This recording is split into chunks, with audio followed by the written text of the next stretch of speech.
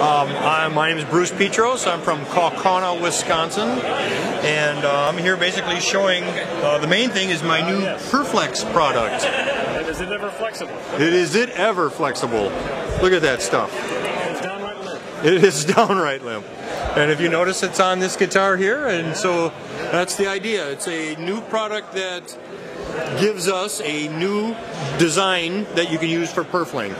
The old standard herringbone and black squares that have been around for 200 to 300 or 400 years haven't changed in that same amount of time. There's been no way to make other patterns like Celtic knots, etc. until now. So not only is it a new design, but it's also easy and convenient. Well, that's a winning combination. So what do you got here? Some rosettes? Yeah, it's on. Right, yeah. Rosettes, truss rod covers, carved tuner buttons, back strips that kind of match the purfling. I'm also doing some quarter-inch fingerboard markers that are laser cut. So for quarter-inch hole, just drop them in, and no shell. As you notice, all of this is a non-shell. Right. No Fish and Wildlife Service to throw you in jail if you're using this stuff. Okay, and that is a big point these days. Great to talk to you. Thanks. Thanks. Thank you.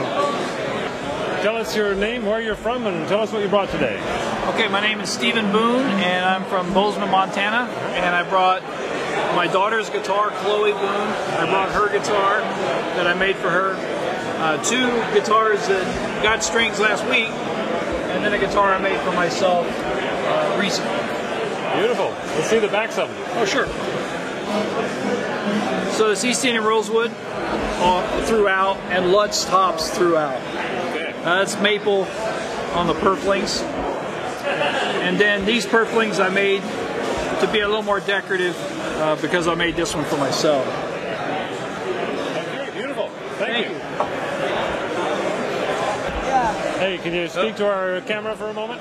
What do you want me to speak? Well, you can tell me your proper honorific term and where you're from, and tell me what you brought today. I am the Duke of Pearl. This is the Duchess, Hello. Chuck Erickson and Cheryl Erickson. Yes. And Tim, close friends like you can just address me as your Pearlness. And of course, what we deal in is all side of fruits de mer, treasures from the sea, abalone and pearl and snail.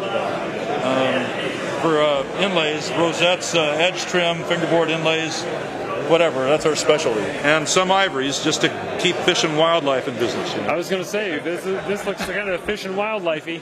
Yeah, they would love it here. Yeah. They loved our house. They would love this table. Yeah. So, and great show, by the way. Did you hear Mr. Brunet this morning? No, I wanted to get over here, but I was up way too late last night, and I heard he covered some of that, the future of Luther. Brother, he was singing your song. I got mentioned. Your article got mentioned. Well, it was all about this kind of stuff. Yeah. Yeah. Unfortunately, a lot of it is about that, but there's ways to live with it, and that's what we need to learn. Okay. So, thanks, Tim. All right. Great show. No, my bad. We'll be done in a moment. Alan Kurth. Okay. Okay, Al, good to see you again. Good to see you. Good to be here. For the record, tell me your name, where you're from, and explain what you brought today. Okay, I am Alan Caruth from Newport, New Hampshire, and what I brought here for the exhibition is actually an experiment that I'm doing. This is the next generation Parker. Whether the player can hear the difference with the sound port. So my idea is that it probably makes more of a difference in a big noisy room like this. So here I am. You guys, there's got a big noisy room with a lot of guitar players. So this is what we're checking out. So we have provided your test facility. You have provided me with a test facility at a good price. This also has an unusual neck mounting system, I see. Well, the idea with this is that I can take the neck off, put it in my check bag, and the box goes under the seat. There you go. So it's real easy to carry it around, and I don't have to buy a flight case. So you're going to be doing some double-blind testing and all that sort of thing? That's what we're doing is blindfold testing now, and I'm also going to be using this for my talk Saturday on Wolf Notes. Excellent. So there I am. Okay, thanks. Good to see you. So what we're going to do is we're going to put the speaker where we think most of the vibration energy is going to be. What will happen is the glitter will accumulate in places where there's no vibration. Okay. So knowing what I know about it, I know it's going to be roughly like this. And I'll adjust the frequency. And you can see as I get close to it, the vibration. The glitter's moving into the place where there's no vibration. So that means these are the areas where it's more lively on the plate, and in the center portion, there's not that much vibration at that particular frequency. So you might want to loosen it up so that there'd be a little more vibration in the center, or make it so that it would make a tighter box. Hey Don, can you spend a minute with our camera? Sure. Hi Tim, how are you? For the record, tell For us the record. your name, where you're from, and explain a little bit what you brought. I'm Don Bradley, and I'm from Forestville, California, and I brought some electronic signal generators, some oscillators for being used in Chladni or plate tuning for the instruments. So you can use them for violins, you can use them for guitars, and also mandolins. A lot of people are doing mandolins now. You got kind of a hands-on science museum thing going here. That's right. This is the kind of thing you see in regular museums. Generally, it's just a metal plate with some sand on it and a violin bow, but we're in the electronic age here, and we're trying to get it tied into musical instruments. Make it go. Make it go. Oh, we want to see it again? We'll try it again. I'll go back to the same one and you can get a better picture this time.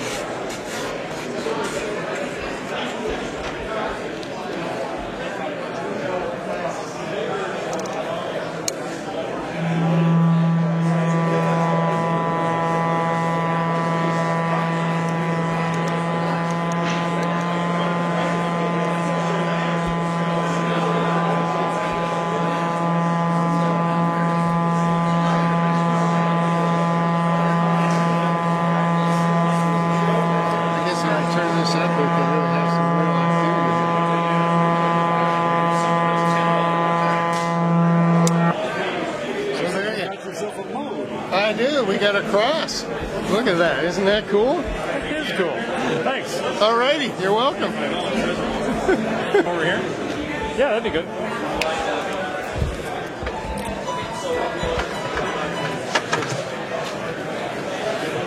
Okay, I know you, but for the record, your name and where you're from, and tell us what you brought. Miles Gilmer from Portland, Oregon. I run a business called Gilmer Wood Company, and I deal in all kinds of important... Strictly oddball, or he has the regular stuff? Well, we have some regular stuff, but that, of course, never sells. So. No. I have warehouses full of lumber that, since the recession, is just pretty much sitting there. So, but that's okay. So, this is guitar making wood. Do you also work with other kinds of crafts, turners? And yeah, we do business with wood turners, things like all kinds of sporting good things like gunstock makers, pistol builders, knife handles, baseball bats. Snakewood baseball bats? Well, I've done zebra wood blanks before, rosewood blanks. Yeah, there's some crazy people out there. So. Are those for bat and balls, or those presentation? Well, you know, there was some, I forget who it was, some famous baseball player wanted to have 100 bats out of different woods. I'm speechless. More money than brains. Something like that, money. Right. So that actually took us. We actually did all right on that one. So, you know, if I'd wanted to make a snakewood, 3x3 by 36, and charged him $2,000, I probably could have. So, but anyway, there's this very esoteric group of woodworkers that buy all kinds of weird little things, you know. So, traditionally this business, exotic wood business, has been in pretty small little pieces of wood, you know, for cutlery handles and, you know, little precious boxes and that sort of thing. So, and, you know, the lutherie end of it, of course, it's pretty big when you think about it. You know, if you're looking at a quarter saw material, perfect grain, certain figure and all that sort of stuff. Yeah, it's rarity. So. You can make a lot of knife handles for a That's guitar. right. Yeah, that's right. But it's not as satisfying as that. We'll end on that happy note. Okay. Thanks. Explain to us what you brought today. I'm Glenn Burley from Central Oregon, and I've brought Western Juniper. Well, it looks incredible. It's kind of a new wood, a different thing for the guitar makers. I've got a few guys that have started trying it. They're having good success with it. So is this from the bottom of the tree, or is it going to the root, or what gives it the shape? These two pieces here were from under a massive limb. That's why they're curved. They've got nice fiddle back in them. Yeah, beautiful colors. Yeah, and that's one thing that's got I always say there's probably some tree in the tropics that's got color changes like this. And there's probably some tree in the tropics that has got wild and different outside shapes like that. And there's probably some tree in the tropics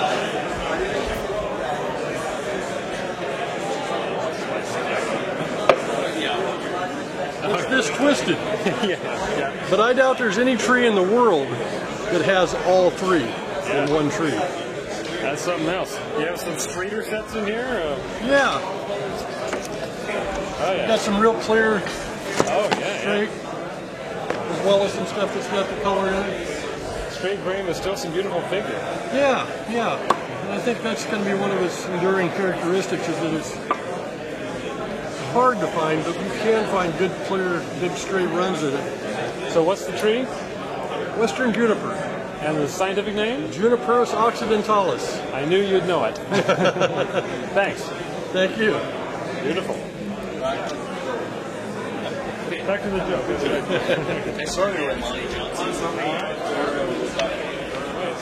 Hi. To talk to our camera? No problem. Okay. So give me your name, where you're from, and explain what you brought to the show today. My name is Amani Johnson for Targo Hardwoods to Get. TargoWoods.com. You can find us online.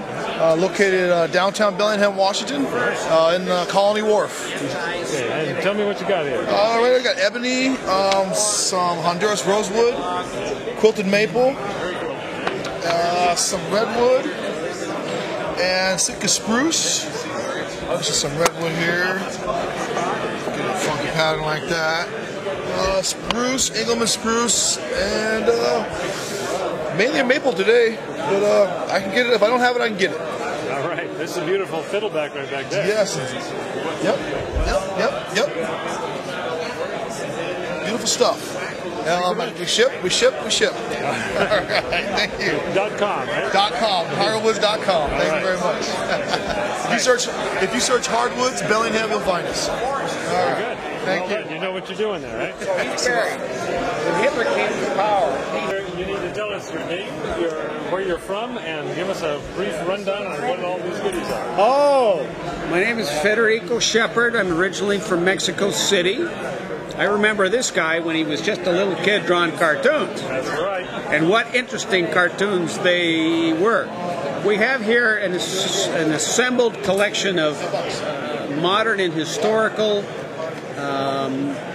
guitar items. We have tuning machines that are handmade in the north of Italy and hand engraved by Niccolo Lessi, who couldn't be here today, unfortunately. We have a series of rosettes made by hand in Tula, Russia, by Dmitry Zhevlikov and his family. Beautiful. We have a copy of a book that I was very lucky to be involved in the publication of, published by the National Museum in Paraguay. We have some guitar purflings, also made by my friend Dmitry Zhevlikov in Russia. And that kind of covers what we have. But of course, the best is yet to come. All right, I heard you brought a guitar that you made. Yes, at your request, I, with 10 days to go before departure, decided not to start the easiest guitar I could make, but the most difficult. Oh, the power! It is thrilling. Well, the Guild is great. The Guild is good. The Guild is great, and I really am astounded by how well that guitar turned out. I didn't expect it to be that marvelous, but it's wow. Yeah, I got lots of good ideas. Oh man, Federico, I'm going to make more. I'm going to make more of those guitars. Right. Thanks a bunch. Okay. Hasta luego. It'll be in 30 seconds. Give me your name, where you're from, and explain to me what you brought today. Okay, my name is J.B. Allred. I'm from Syracuse, New York. This is my wife, Sherry. We manufacture dragon plate carbon fiber that's used in reinforcements in musical instruments. We also manufacture the Gemini carver that's used to carve plates and necks. We sell a soundpost tool right here for placing the soundpost in this case it's in a viola or a cello or a bass or a violin. We sell carbon fiber reinforcing rods for reinforcing the necks of instruments. Our newest product now is a carbon fiber D-tube neck reinforcement beam, which actually weighs less than the wood that it's displacing. Oh, okay. Okay, this reinforcement is extremely light, and it's extremely stiff, and it's torsionally rigid. And it weighs less than the wood it's displacing. So basically, this will stabilize the neck better than a solid rod. We manufacture those. We also make very high-end carbon fiber clamps. These are typically used on fine violins because of their extremely lightweight. Amazing. It's a carbon fiber clamp.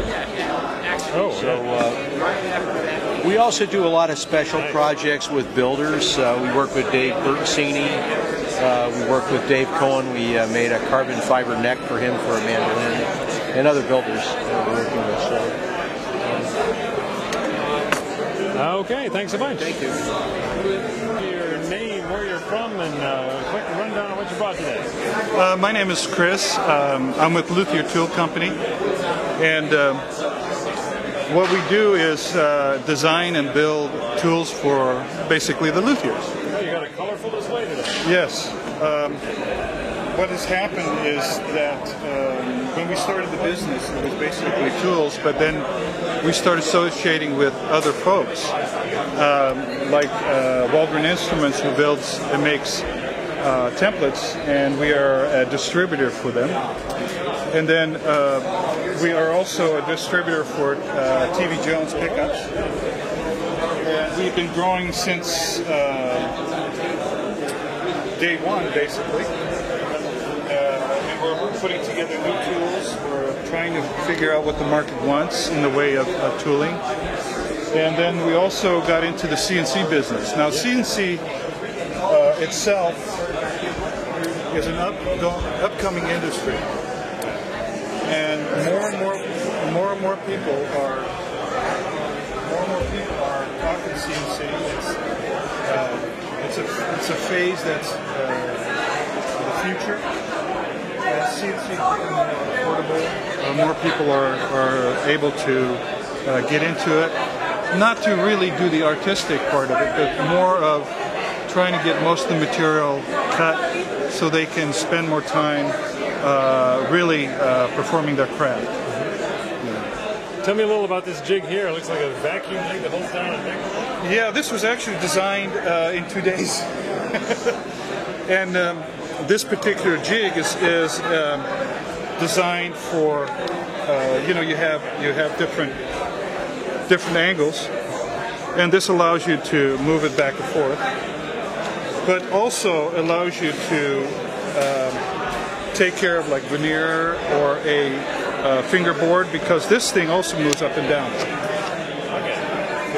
So we're trying to get into the market where we're providing jigs to make it easier for the luthiers. I have many luthiers that says, I don't want to make jigs. I want to build guitars. Yeah, absolutely. So this was basically designed fairly quickly. This is the vacuum version, and then we have the clamping version. So that goes on the CNC bed, and with that around the back of the... No, this actually is on the bench top. Oh, okay. Yeah, it's not CNC. This is not CNC. Yeah, this is for the bench. Now, the interesting part is that when this one doesn't have it, but when you do CNC work, you want to use the same indexing on here so you can finalize you know, sand it, your indexing is there, and you're done. Very good. Good. Thanks a bunch. All right, you take care. Please give us your name, where you're from, and explain a little bit about what you brought today. I'm Bill Hibden with Hibden Hardwood Incorporated, St. Louis, Missouri. We're direct importers of woods chiefly from Central America. Cocobolo, Honduras rosewood, Ziricote. We also do some domestic woods, walnut, maple, cherry. We have our own sawmill and dry kilns in St. Louis, and which we actually prefer to buy the logs and process the logs ourselves. We do a lot of business in mahogany, Spanish cedar for our neck blanks, backs and sides. We have, besides the Central American woods, we have African blackwood. That's pretty much what we do. Okay, thanks a bunch. Thank you. Well, it's me. Okay, for the record, give us your name, where you're from, and an explanation of the material brought to you.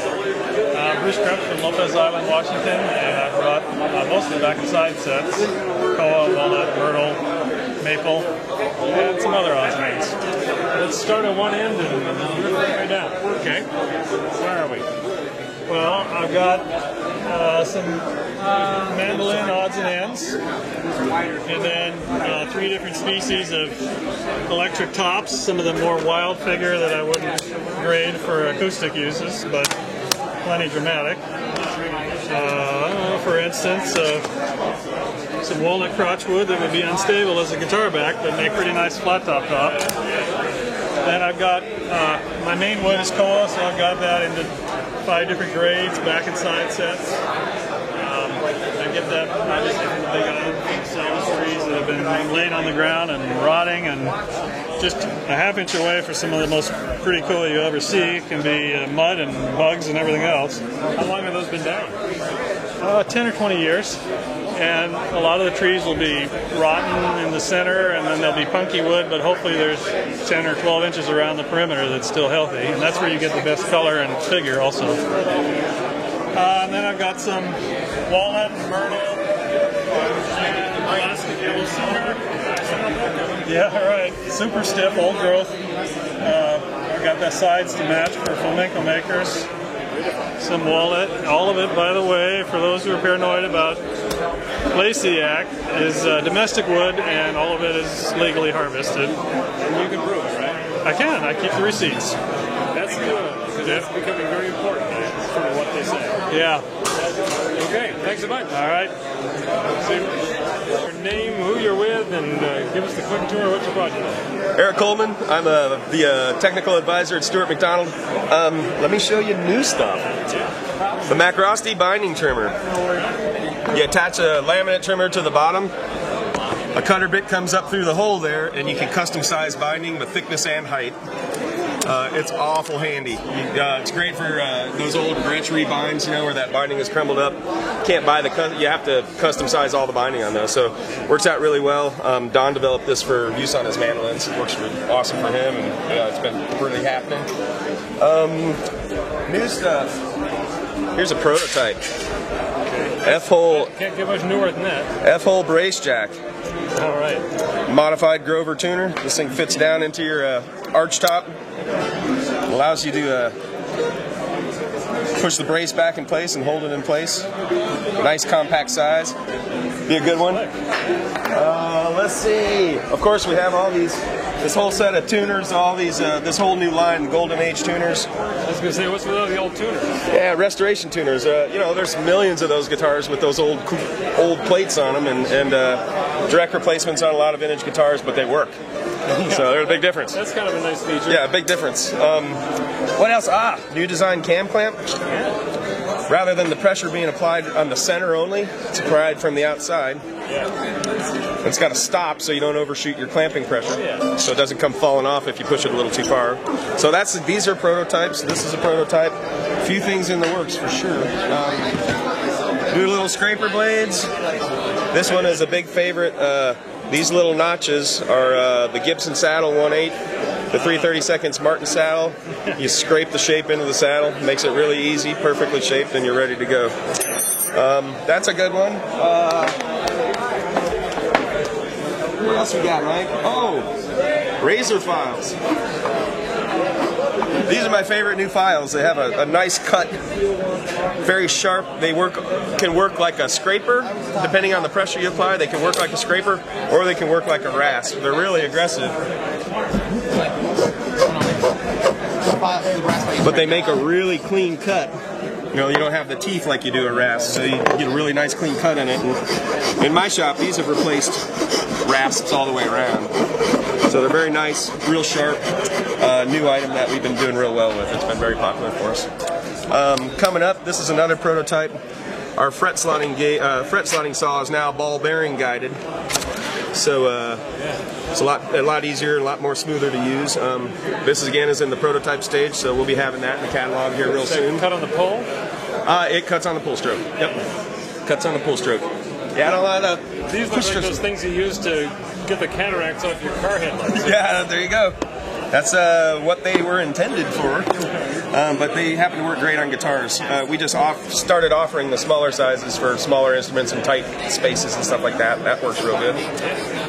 Another improvement is our fret arbor press now is spring-loaded, so the arbor doesn't go falling down on your fretboard. And then we have this nice little guide plate now that allows you to, you know, attach a template to it, and you have a little table. Everything slides along that, so that's an improvement, and it's been really working out really good. And most important, my book. That's me, right here. See? Now, fretting book. I revised this with my pal Dan Earlywine, and I'm pretty proud of it. An instant classic, an instant collector's item. Yep. Thanks so much. Yeah. Thanks a lot, man. Tell us your name, where you're from, and explain what you brought today. My name is Len Laviolette. I'm from San Diego. Traveled down here with my buddy Andrew, and I brought this Macassar Ebony Classical. It's a Hauser Elliott style cutaway. With a few differences. Yeah, a few differences, and having a lot of fun. This is my 51st guitar. I've been a member of the Guild for 26 years, and this is my first trip up here, and I really am having a lot of fun. Wonderful people. All right, good. I'd like to meet. This is Andrew. He's my good friend. Hello. Just my first year with the Guild, and apprenticing with Len here and having a great time. Show me your first guitar. This is my first guitar, numero uno. So that's pretty amazing. Thank you. A lot of help from Len. So having a great time. Thank you. Okay, thanks a bunch. Thanks. All right. Yeah.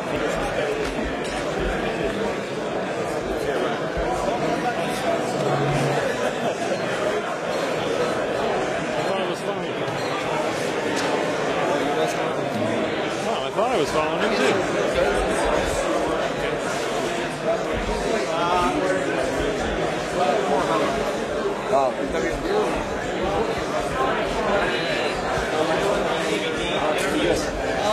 So yeah, Mom's not around. Okay, you want to wait? You want us to wait?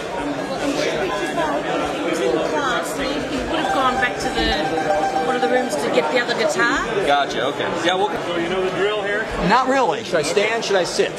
Stand is good. Should I come? Should I go? Say your name, where you're from, and give us a quick explanation of what you got here. Okay, my name's David Olak. I teach at Columbia College Chicago full-time. I teach a course on the physics of musical instruments. And I've been a member of the Guild for about 20 years. This is my 7th convention. First time I brought instruments to show, so I brought several things that I've built. A fancy inlaid 12-string guitar, baritone uke, quilted cherry dulcimer, and what I'm calling my travel guitar prototype, which can be carried camping, and it's made in a sort of a flamenco style. But I'm also showcasing, since my school sent me here for the conference, they paid for it this year, that I'm a college teacher. I teach a course called the Physics of Musical Instruments, and music majors take it to get science credits. but they're not going to learn to build this in a 15-week course. But they'll, with cigar boxes, with cans, with birch plywood, they make some really adventurous instruments. They have to play an original song on them. They learn the mathematics and musical scales. They learn tension and loading. So this is an example of this past spring's honors section. And I've got, it's not all string instruments. There's kalimba, marimba, there's a koto. This is a sitar, actually, and it works, buzzes, it works just fine. According dulcimer here. This one over here looks like a multi-scale instrument with a whole lot of strings. Yeah, that is a 10-string fan-fret electric guitar. Unfortunately, it's before he completed it. But I like this picture because it shows he even had the ability, he did a CAD-CAM drawing of it beforehand. And I have one more that would be interesting here. Other things I built, there's a classical with no frets. That's sort of a teaching instrument for my students. But I built this, and it was too big to bring to the show. This is a table-size dulcimer, zither, hurdy-gurdy. 3 people at once can play this on the table. One is on each end of the table, and it's tuned basically to G. It's out of birch plywood, and it makes an interesting racket. Yeah, you do want to have something with a drone capacity in it, right? They all, yeah, sort of all drones. All 3 can drone if you know what they're doing. So I'm really excited to teach a course on this, as well as sort of pursue my own lutherie, and the Guild is a great place. I've enjoyed coming here every time, and I look forward to coming again. All right, thanks a bunch. All right, you're welcome. Thank you. We're going to ask you your name, where you're from, and have you explain Okay. I'm Spencer Lerner. I'm from Covington, which is about less than an hour from here. I've been building for about 10 years, but this is my first convention. The previous ones, I've either been out of town or something and just haven't been able to make it, unfortunately. What I've got here are 5 guitars, well, including this bass, which everybody seems to enjoy. It's my Jaws bass with the genuine plastic googly eye and the foot headstock.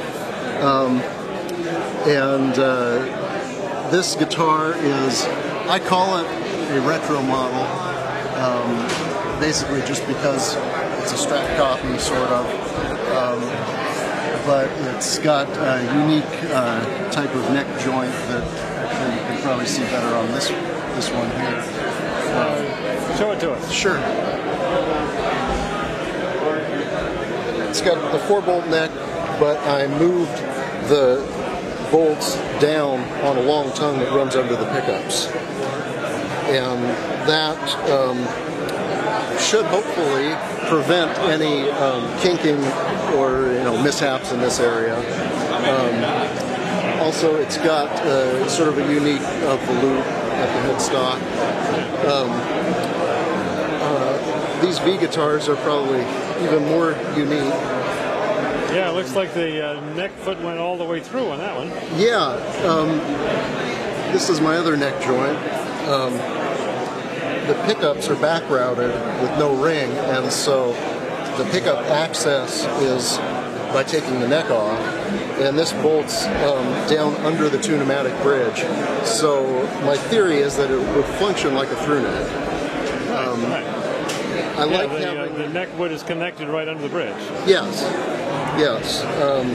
It does have good sustain. I can't scientifically say that that's the reason. I like the tuners down at this end. Not everybody does. I think it gives a great balance. It's not what everybody's used to, though. This one is actually a through neck. It looks similar, but it's constructed completely differently. This is maple neck core with poplar wings, and the tuners are in the same location, but because it's a through neck, I've got these rings, and they have switches in the rings to switch the polarity of the pickups and to change coils. And it also has a blend pot because that works best with these particular pickups. They're P-rails, and they give you a wide variety of tones. Even though I have the tuner's transverse mounted, I do include a headstock, kind of a minimal one, because it seems to feel right. Your hand doesn't run off the end of the neck. And also, people like the fact that there's some weight up at the head area. It seems to improve the tone somewhat. Okay, thanks so much. Thank you very much. All right. Steve Kennard. I'm from Nacogdoches, Texas. And we are here at the 2011 20th annual, 20th semi-annual, yes. quadrannual, whatever. And we brought with us this SJ out of Ancient Cowrie. Am I supposed to show the whole thing? Sure. Okay, Ancient Cowrie and Adirondack spruce top. And this was built as a memento for a trip a guy took to New Zealand. And so thus the New Zealand wood, that Paua abalone, the Maori warrior inlaid by Larry Robinson. And we just added the little spalted maple for some fireworks. And this is my apprentice's or helper's second guitar. He built this entirely on his own, and it's some wild Indian rosewood. Oh, beautiful. Very nice. Yeah. Bound with Macassar ebony. It's a nice flat finish on there. Thank you. I didn't do it. Had that done. And redwood top. This came off of a 1x12 sold as shelving in a local hardware store back in 1972. I've seen a few of those shelves. Yeah, they don't make shelves like that anymore. So we split that by hand, my dad and I, with a handsaw. It took about 2 hours. And those are the days. Okay, thanks a bunch. Yeah, thank you. How's the weather down there? Hot. Don't ask. Don't even ask. It's horrible. Okay, we're going to ask you to say your name and where you're from and explain the material you brought to the convention today. Okay, it's Dave Bertoncini, Bertoncini Guitars. I'm from Olympia. And I have this is a kind of like a grand concert or a small jumbo or something like that. Anyhow, it's Koa, flame Koa back and sides, 30-year-old Engelmann top. It's a mahogany neck. Look at the back. And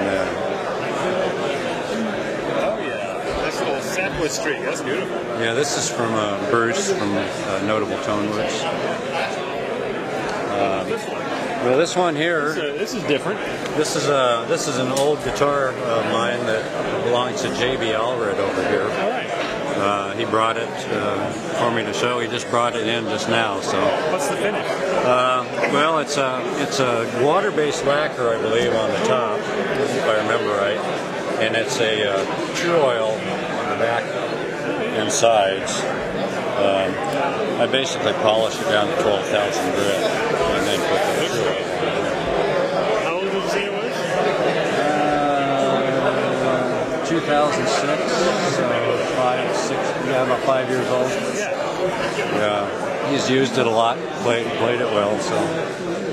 Okay, thanks so much. Thank you. If they're looking for a place to hear. Yeah, we're going to ask you your name and where you're from and have you explain what you brought to the convention today. Alrighty. I'm Dave Fullerton from New Smyrna Beach, Florida, and I brought custom rosettes and inlays that I do. These are CNC machined and hand assembled. Show us a few of these things close up. Alrighty. This rosette is one of my favorites. I just did these about literally 2 days before I left for the show. It's interwoven Paua and green abalones. Beautiful. And an Indian rosewood fingerboard, or rosette rather. Then I have some maple burls and walnut burls with some simple abalone trim and inlays. Cufflinks over here. Yeah. These are inlays with inlays. Huh? Inlays with inlays, yes. Here's some stars. These are red coral set into mother of pearl. And then I've got a lot of different recon stones. This is blue river agate, also in a mother of pearl. I just started making diamonds and got excited and started wrapping the diamonds and wrapping the diamonds. And beautiful, thanks. Thank you very much. I want to know your name, where you're from, and have you tell us about these guitars. My name is Nalongsak Wiset Nat Guitar. Come from Bangkok, Thailand. And explain to us about these guitars. This guitar is a classical guitar with a German spruce top, Indian rosewood back and side. Can we see the back? Yeah. Yes. Indian rosewood back and side. Honduras cedar neck. This piece Lomanila style bracing and self-made offering and self-made crochet. Very good. How about this one? This is a little different, huh? This Hauser blessing. This rosette style is Thai rosette style, also compatible with head style. This Thai design. This lotus. This also self-made or self-made. Can we see the back of this one? This Thai rosewood. Oh yeah. Thai rosewood. Oh, I see you got the V joint on the headstock. V joint, yes. Like yes. Romanios. Huh? Yeah, Romanios. It's beautiful work. Thank you. Thank you. And where you're from, and then show us some of the wares you got today. Okay. Hi, I'm Brent Cole with Alaska Specialty Woods. This is my wife Annette. We run Alaska Specialty Woods in Craig, Alaska. I think this is about our fifth year coming to this convention here, and we have a great time bringing our products. And we produce soundboard products from the species that grow on Prince of Wales Island. How many species of that? We have Sitka spruce and western red cedar, Alaska yellow cedar, and even sometimes we'll produce some western hemlock soundboards. Okay. But we also have red alder for the solid body builders. Looks like it's got some color to it too. Well, we have both spalted and non-spalted of the alder. Looks like some of this Sitka's got some fancy figure to it. We have, boy, I kind of specialize in the bear claw, and I even find the occasional boards that have two types of figure, of the curl and the bear claw combined, and I call this particular log Tranquil Point because it came from a marine spot. If you know what I mean in a map, it says Tranquil Point. Well, that's where the tree came from. Yeah. And so I have the quilt and bear claw, the bear claw, and I call these the twofers because they'll produce two soundboards wide enough for a ukulele and the dreadnought both. And then here's our bear claw sorts. And this is probably what we're most noted for, is for our phenomenal bear claw that we go out and target. Thanks for having us. Thanks for having this convention. Where you're from, and then give us a rundown on your instruments there. Sure. My name is Max Sipe. I'm from Portland, Oregon, and I mostly build classicals and a few steel strings. I tend to like the smaller guitars, bohems and parlors. Yeah. What kind of wood is this? This is actually the wood dealer. He told me it is actually some sort of Cambodian rosewood that he got from Cambodia. It looked great. It sounded good. It looks kind of Brazilian-esque, but it's kind of oily, not cracky. Really nice figure down the back side. Yeah, it's pretty interesting. Let's see the front of this one. Oh, sure. I'm turning them around because, when you rush your finishes, they don't turn out so hot. So. How about this one? Also, your standard cedar Indian rosewood 650 scale, Miguel Rodriguez from your guys' publication. Right. Okay. What's the wood here? This is actually Oregon Myrtle. It's not a real spectacular set, but it's a set I think I actually bought off of Breedlove. They had a bunch of sets that they didn't think were that cool. Yeah, and it's actually, I have an old 20s Washburn that, and we see a lot in the shop. I do guitar repair. I work with Kerry Char, and they're just, we end up stringing one up. It sounded so good, I decided I need to make a copy. So it's basically just a copy of an old 1920s Washburn, but with completely different woods, obviously. Yeah, I was going to say, they didn't have a cedar. Yeah. Thank you very much. And tell us a little about these instruments. Oh, hi. My name is Jeffrey Young. I am from Malaysia, and it's about 22 hours of flight here. And these are my guitars.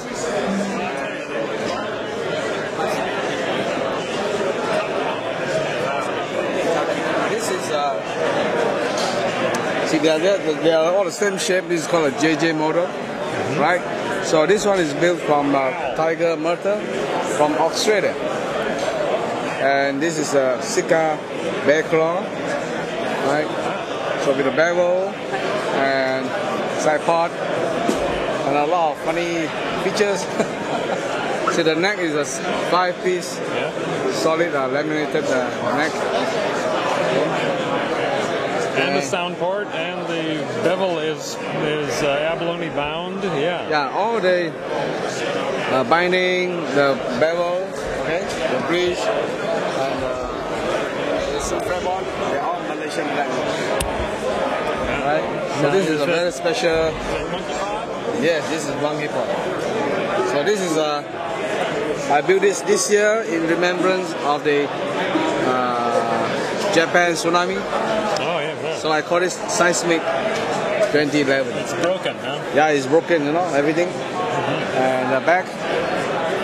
So everything is broken in the half. Right? So this is and the peg head is also kind of broken. yeah, so all in 2 parts, huh? This is actually a 7-string guitar, but the first doubles and with the extra low B. Right? And this again, these are all Malaysian blackwood. The bevels and all the fretboard. This is a 2-tone. Same with the fretboard. So how do the other 3 strings anchor here? I see you got 7 pins. And what's So this actually I don't want to have so many pins like the short string. So I have one coming out just beside. Oh, I see what you're doing. Those are the ball ends. Yeah, that's right. That's right. That's tricky. Okay, so now in Malaysia, what do they call monkey pot wood? They don't call it monkey pot wood. Oh yeah, in Malaysia the local name is called rain tree. So this tree is a very special tree because when it's going to rain, the leaves is going to close, so it won't collect water. And this tree is actually all around the parks, the roadsides, you know. So this wood actually, when they cut down a tree for like extension of roads, they just burn it or just chuck it away. So this is a recycled wood. Right. So it's not only beautiful, it's ecologically sound. Eh? Yeah, this is a recycled wood, so anyway, you know, it's safe. Have to save a lot of plants around. I see your back braces look like they're laminated and got relief holes in them. See, okay, if you see through the hole, right? So the braces are a bit special because previously I used all my bracing are hardwood. Okay, so I actually drill holes to make it lighter, so it's more resonant. So I want a stiff back, so I laminate. The centerpiece is actually Malaysian blackwood. What about that one? Okay. It's a little simpler. Yeah, this is a 6-string. This is a standard model, and this is what actually the student that I teach in the class, in a 2 weeks class, they build a guitar like this in 2 weeks. You know? Right, with all the bevels and all this. Okay, so same thing, you can see the bracing inside. Right? They are all hollow. Okay, you got one left. Looks like a classical. Yeah, this is Malaysian blackwood. Very shining. And this is cedar top. So again, all this black stuff are all Malaysian blackwood. And I have a bevel here with a side pot. Now the one thing about this classic guitar is it's a board on neck. Is it? So you can see that. I see them, yeah. So how do you get at them? Through the end or? From a sound hole, you know. So if I want to remove the neck or just the angle, the action. Put a wrench in through the sound hole? Yeah, see the yes. Right? The hex, yeah. So it's easy to remove the neck. So it's a kind of modern classical guitar. Right? Well, you're always full of surprises, Jeffrey. Thank you. Thanks a lot. Thank you.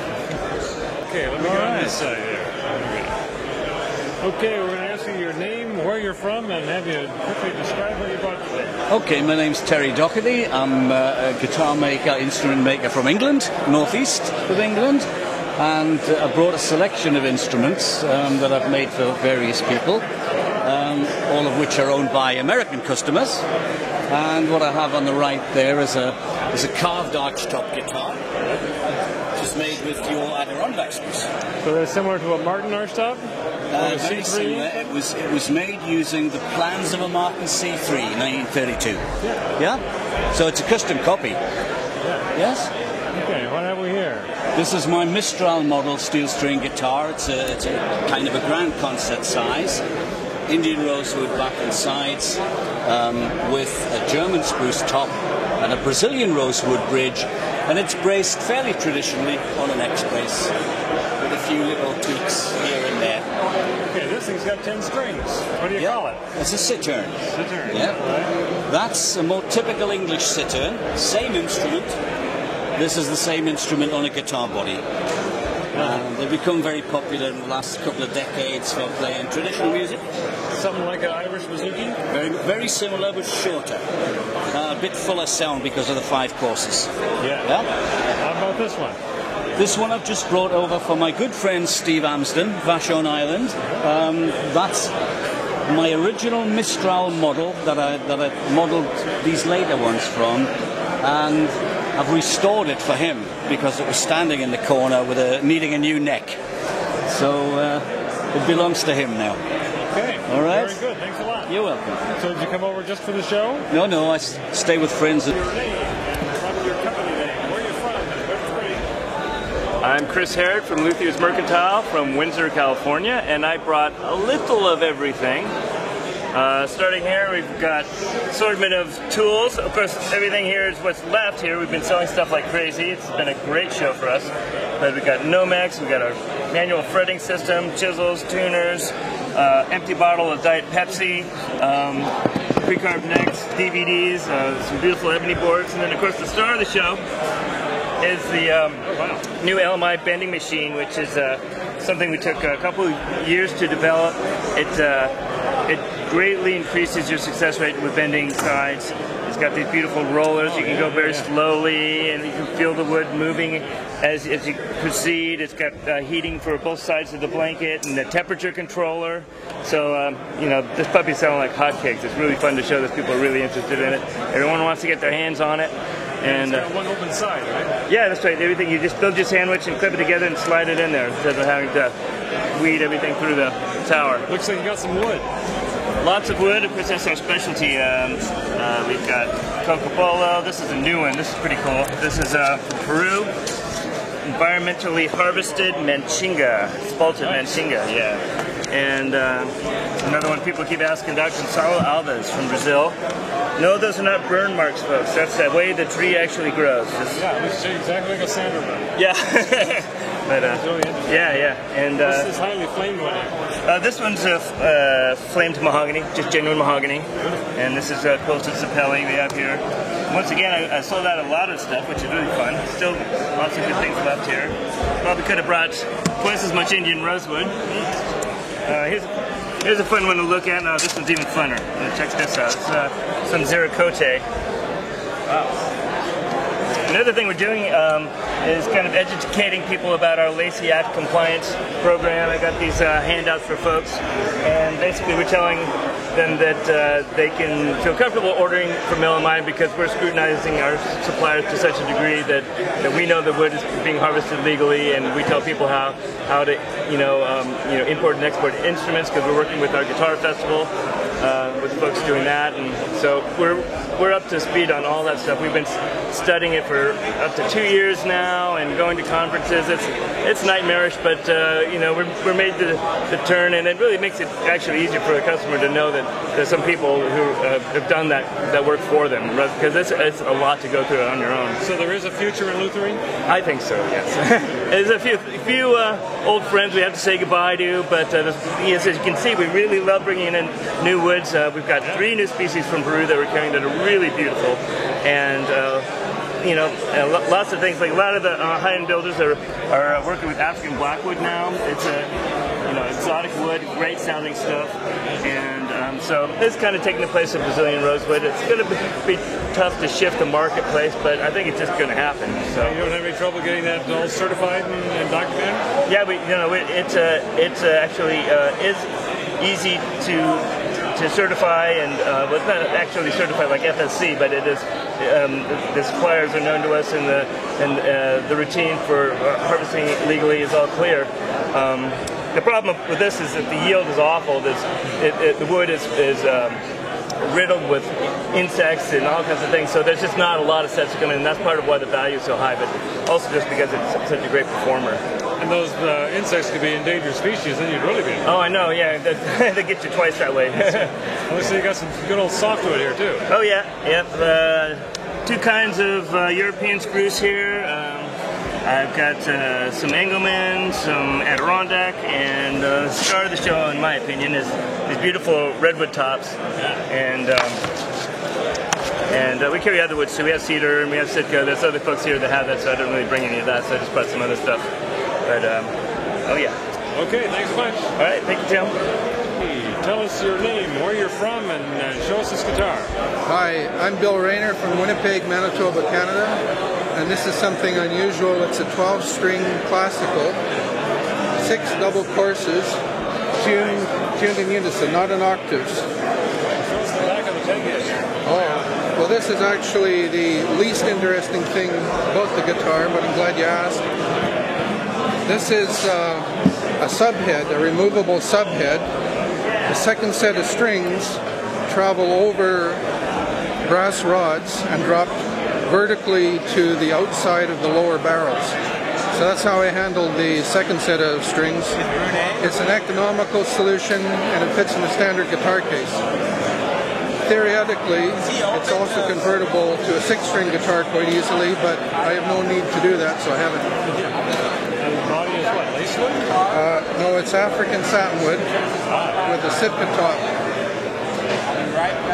I said that was the least interesting thing. I think the most interesting thing is the sound.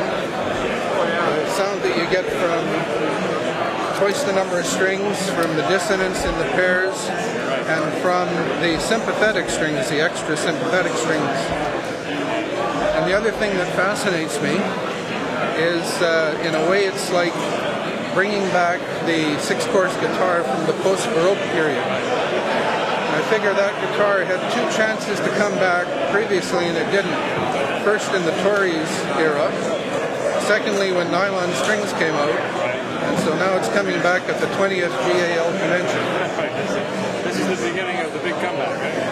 Well, I hope so, but I think only for me. It's just my own personal playing instrument. Okay, thanks a bunch. You're very welcome. Hey, we're going to ask you your name, where you're from, and maybe describe these guitars in wood. Okay. My name is Larry Stow. I'm from McBride, BC in Canada. And I brought 2 older guitars here. One is a flamenco with Engelmann spruce on the top and yellow cedar on the back and sides and on the neck. Let's have a look at the back.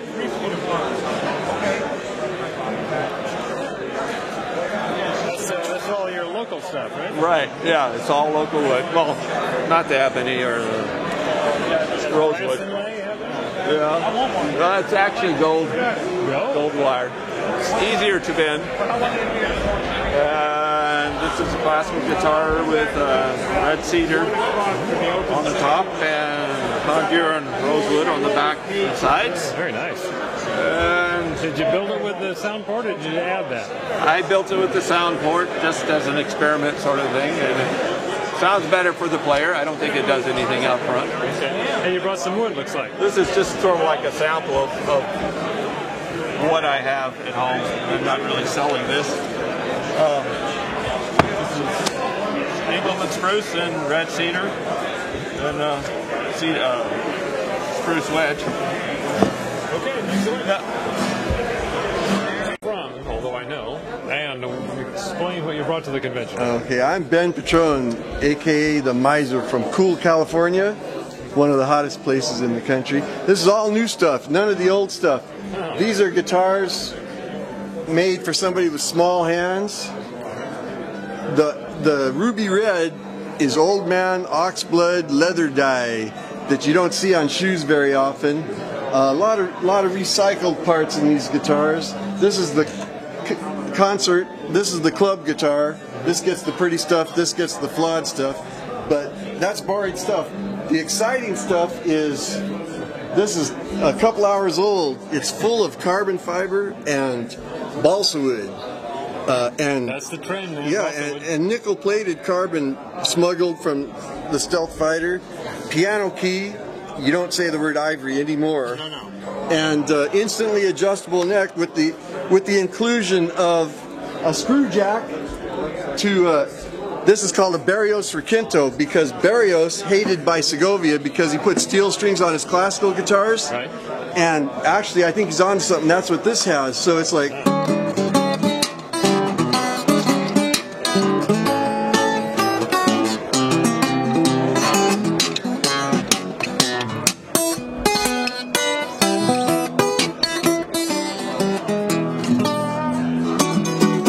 So you have Django Reinhardt on one side of the stage and a smooth playing bass player on the other side of the stage.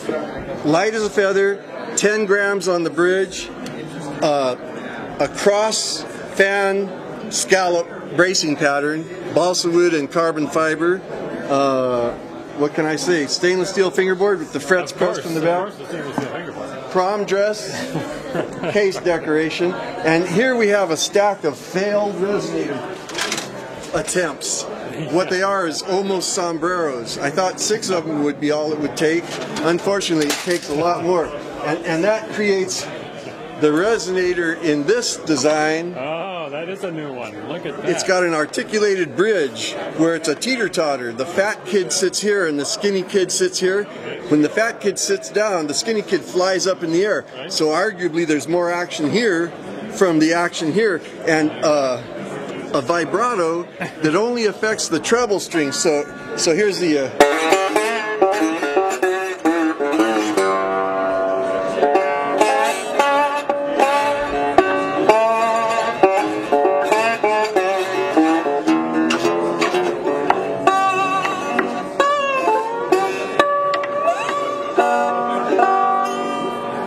a very subtle effect that doesn't throw it out of tune.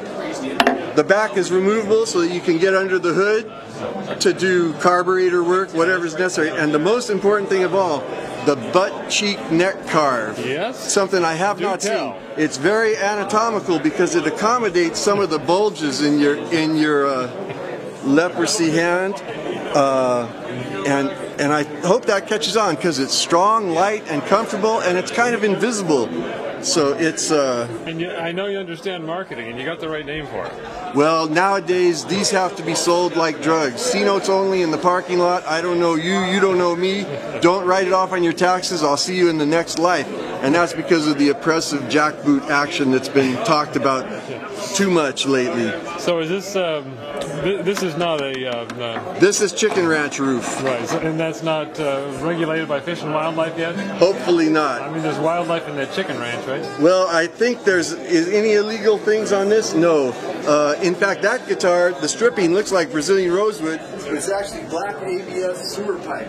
And it's so cheap that it's porous on the inside and resembles wood when you look at it really close. So you gotta get a lousy enough piece until it's right. Well, this is used, and that could be why it's a little browner than it is black, but we won't go into that, of course. But that's natural aging. Yes, and these are. I'm trying to make them by the dozen now. So is this a stainless steel rosette you got in here? No, that's polished aluminum and Duca Pearl. Thank you for the beautiful pearl. He's got colored and gold and every color you want. And it's a planetary illusion. Hopefully you can see something spinning. I'm a little embarrassed by the serpentine shape of one of those braces in there. We got a little crook in there? Well, it's just kind of a hippie type of thing. The piano key helps by grabbing into your left leg so it doesn't tend to roll out. You don't have to have the strap for everything. But these are industrial quality guitars that you can throw into the back of your pickup truck and not worry about them, and they eat up other guitars for lunch. Yeah. So that's my goal, industrial quality, tough stuff. All right. Ah, well. And if you have any spare money, throw it in the case. Look at somebody threw a $1 million bill in my guitar case, man. I'm rich. So it was worth coming to the convention. Yeah, I don't have to worry tip. for the rest of my life. I'm set. Oh, one more thing. A view of the inside of my shop with the Kegger wood stove and my demented hound dog in the front, and Louis Armstrong, a 20-year-old happy guy that's over in Europe, well respected and well received. So Then unfortunately he came back to America, right? this is my shop. I managed not to kill myself building it, and now it has patios on both sides and bricks all the way around it, so I can walk around barefoot in the middle of the night. And anybody's welcome to come up, and I'll treat you like royalty. Well, it's worth putting on this show to see what One you more got image. for your new, see your new material every year. That is a real hula girl, and she's actually playing that ukulele, not just a model. You can, Not just a drop. no, not, play too, huh? I assume so. She's holding a chord. Well, I assume so. And the dogs once again. And I didn't bring any of the old stuff, any of the counterfeit guitars. I should avoid that word also, I guess. And in the future, there's a surprise for everybody coming. It's coming, I swear. Panorama. Thanks a ton, Ben. Thank you for the opportunity to be around the world, broadcast everywhere. That's right. I appreciate it. And no foot fights, foot chases or fist fights today. I'm surprised. It was so rough last time. What can I say? We're Punch him first and ask questions later, all right? That's right. Okay, Tim. Thank you. Okay. Great job with the crowd today. You've You've clearly taken anger management courses. Some kind of anger person. Okay, tell us your name, where you're from, and tell us about this guitar. Well, I'm Bob Webster, Gig Harbor, Washington, just across the bridge. This is a classical guitar, a very fresh one, made just for the convention. It's, pardon? It's Honduras rosewood sides and back, ebony bindings, and German spruce top. Thank you. I kind of moved the design tent back downstream 100 yards and went back to a 7-fan design with treble bar and one cutoff, and I'm really enjoying it so far. It's been a good success. Thank you, Tim. I want you to say your name, where you're from, and show us the guitars you brought today. Hey, I'm Stephen Marchioni from Houston, Texas, and excited to be here at the fabulous GAL convention, and I brought some nice instruments for everybody to see. Redwood? Here's a salvaged one-piece flamed redwood top that a friend of mine got from a big stump in his backyard, and this is another salvaged piece of walnut. And I thought it's the Eco semi-hollow body guitar. Yeah. And I brought this because we were doing the semi-hollow body lecture. Yeah. And then of course brought a couple nice arch tops. This is a beautiful arch top I made for Paul Kogut, a nice jazz musician from Chicago who's here gracing us with fine sounds at the convention. And he's even keeping it in tune, God bless him. Gotta love that, right? So this has been nice, and Paul also brought a neck through the body electric that I made him right before I left New York, so it's probably from 1999 or 2000. It's held up fairly well. Yeah. And then sort of the exciting new instrument for GAL this year is a new 15-inch model. It's all European wood, except for the dark woods, which of course are tropical and are soon to be hunted down by our illustrious government. But G-Men will be on you. Yeah, G-Men are tracking me right now on video, but we have this nice guitar, and it's, oh, yes, it's like the old days when you used to go watch in surgery class and watch him yank somebody open. As soon as I finished this guitar, I was like, wow, that's way too private. I don't think you should be looking in there. Anyway. What's inlaid on the tailpiece here? It's a phoenix. It's the theme of the musician.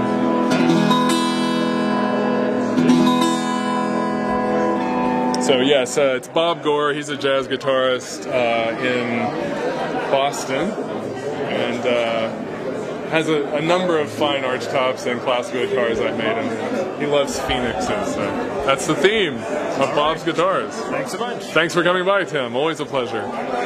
Good job, Isaac. My name is John Schroeder. I'm from Driftwood, Texas. That's kind of in the middle. And I do a wide variety of instruments. I work at, this one is spruce top. Spruce came from an old piano soundboard. It's 120 years old. Yeah. Brazilian mahogany, maple bindings. Let's take a look at that back of that. Ebony fretboard. That gives it rigidity without need for a truss rod. What else you got here? I've got a model mandolin. The wood for the top came from the same piano and soundboard. The ebony came from the same block that I bought it a long time ago.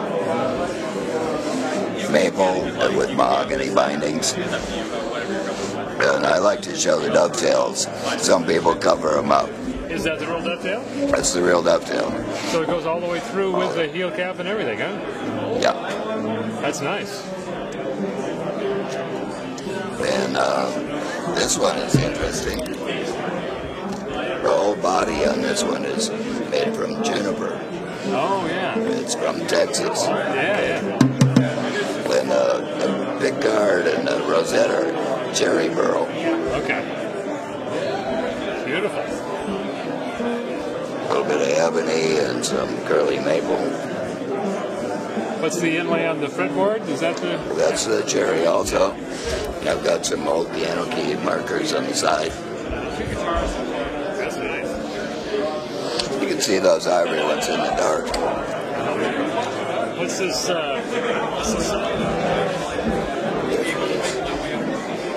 It's that same cherry burl. It just hasn't gotten darker yet. It's through the body.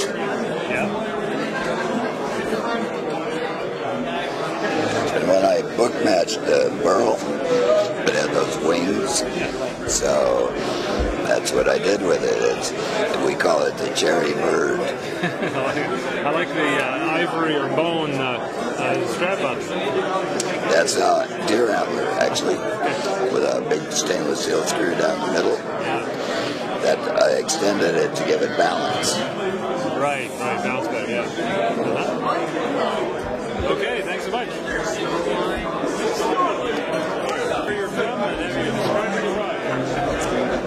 My name is Peter Sorba. I'm from Portland, Oregon. I brought a couple of guitars that go back a few years. Also decided that it would be appropriate for a luthier to show up and not make a mess of shavings. So to provide a little bit of tactile entertainment for my fellow luthiers, I thought I'd bring a few cutting-edge tools and make a mess on my table here. So I brought two tools that I thought were a little bit unique in the shops, and people usually do something a little differently. I needed to join the tops and the backs, but I didn't have a joiner plane, and I didn't have the money to buy one. So I thought, well, let me see if I can build one on the cheap. And rather than building a traditional setup where I move the plane, I decided to move the wood. You know, usually it's clamped in the bench, so I decided to move the wood through the plane and grabbed a $7 iron, hooked it up to some scraps of wood, and made this contraption. So, how about that one? This one is a veneer thicknessing contraption. Sort of the one that I've seen in Eugene Clark's method and in other shops where people have some sort of an iron with a fixed back and the veneer is pulled through the plane to thickness it. Kind of hard on your hands, and it also chatters and it's hard to adjust. So I figured I'd basically make the cutter do the work and hold the tool and not the veneer. So the veneer is just clamped in the guide. I have a cutter here that bottoms out at a predetermined depth that's adjustable, and I can pull it across the veneer in a more comfortable planing motion. Very good. That's what I got. Okay, thanks so much. Thank you.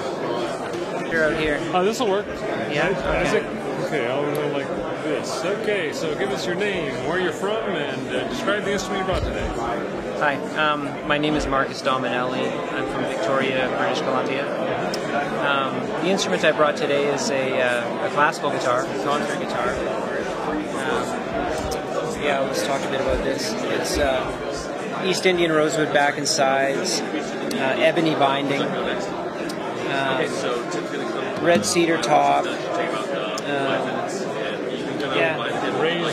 Yeah, that's right. Elevated fingerboard, which, you know, as you know, helps reaching up there. And the V-jointed. That's right. V-jointed peg head. Very nice. Yeah. Thank you. And it's that's it. Okay. Thanks. Talk to you later. And where you're from, and then explain what you brought today. All right. My name is Andrew Benson, and I am from Denver, Colorado. And this is the Praxis Zero. It is the first guitar system available from Praxis Guitars. It is a modular system where you have a metal frame and a wooden neck that resolve all the structural forces within the guitar. And so from headstock to tailstock, everything is resolved with this. And so from that, you can actually begin to develop your own personal guitar bodies without having any necessary luthier skills, because all of the guitar is built into the neck. The frame is just a component, and then you can bolt anything you want. I've been working on this as a design that just kind of showcases the artistry of the actual CNC router. Trying to take the toolpath and the marks that the tool leaves and use it as an artistic expression of the way it's produced. And then I'm also working on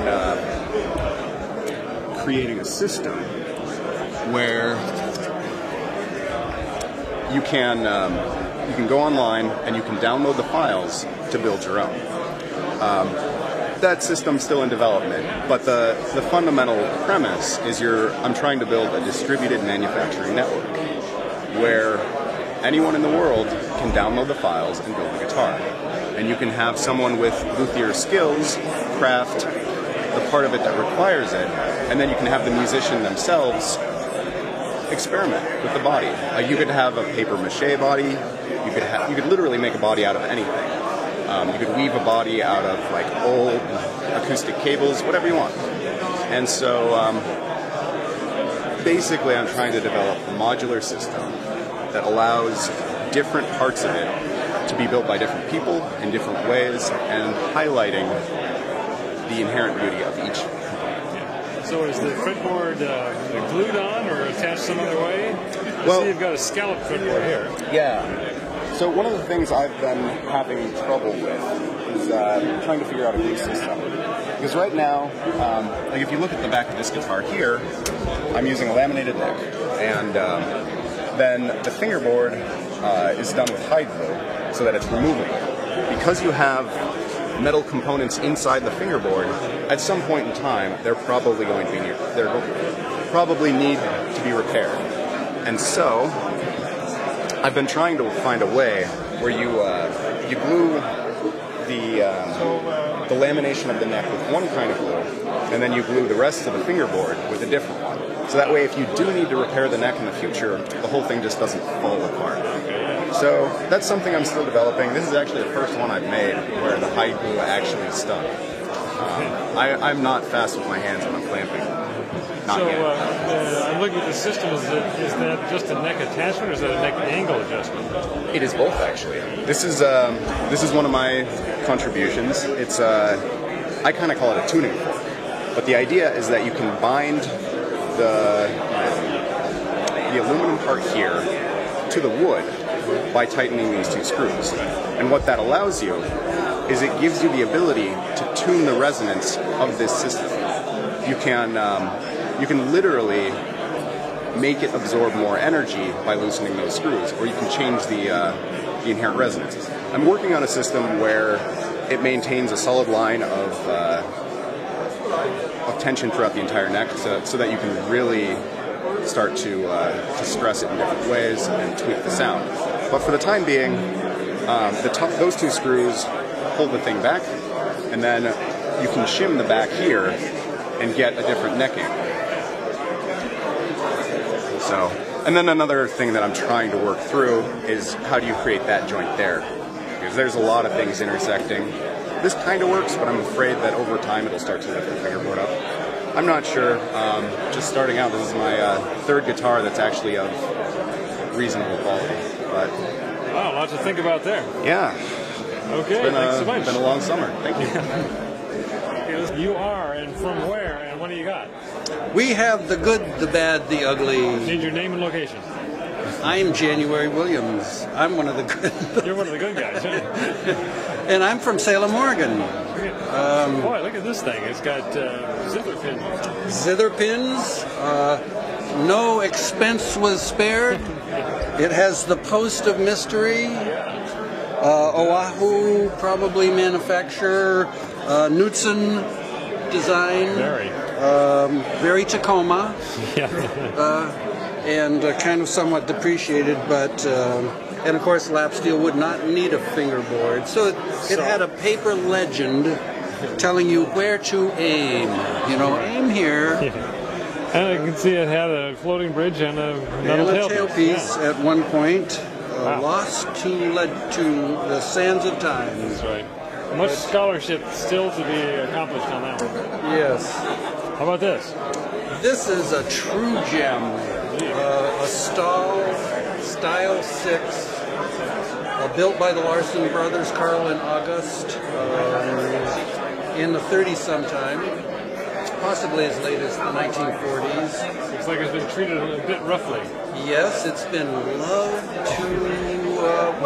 to excess, perhaps. And it's a Brazilian rosewood, very nice. Very nice. Color and so forth. So formerly owned by Lisa? Yes, it says right here, Lisa, and that's become now its namesake. We call it Lisa.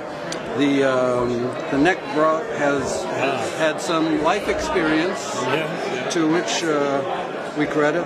Otherwise, it's pretty original, and it sounds great. It's a wonderful instrument, very thin by current standards, but full sound, 15-inch, largest end of the parlor guitar range, what my friend John Mello would call a veranda model.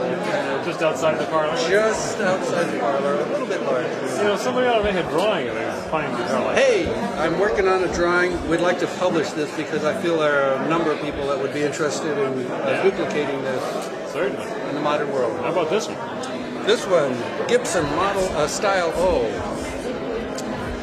We should look up the number. I haven't had time to do that, but Kerry brought this in, Kerry Char, and this is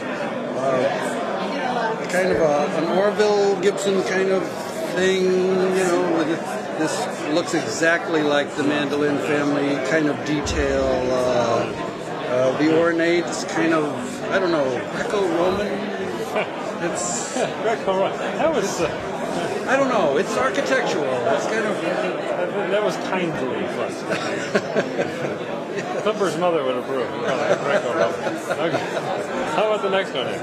The next one is a plectrum tenor guitar, Tricone, made by a national company which only functioned for several years, I think, around the 1930s. Tuned in sixths? Fifths. No, fifths. Yeah, so it has basically your mandolin type chord structures on this, and it would banjos would be tuned in that period in the 20s and 30s, kind of a very loud but weird instrument. Isn't it lovable? This one has had a history of banjo for mandolin players. Yeah, it's kind of nickel. Yeah, something's going on there. Huh? Something's going on. It was, but Kerry has taken care of it. Ah, good. It's now in better stead. Oh, Coulter. Now, I've heard that name. Yes. Now, this is a family of instruments. F.E. Coulter was a pastor. I was going to say there's a family resemblance. Gone astray or awry. I want to cast aspersions here, but nonetheless, he produced a whole family of instruments. They're very distinctive in terms of the ornamentation. Has that we have no idea what it is. I feel it's a representation of something, but it may be architectural or bionic.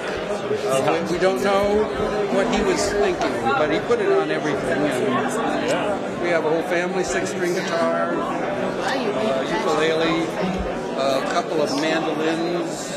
Kind of an arch top view, kind of a bulge top. Yes, in unusual woods, and the decoration is pearl saddle.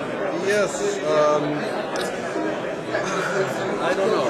As you can see, it's exotic.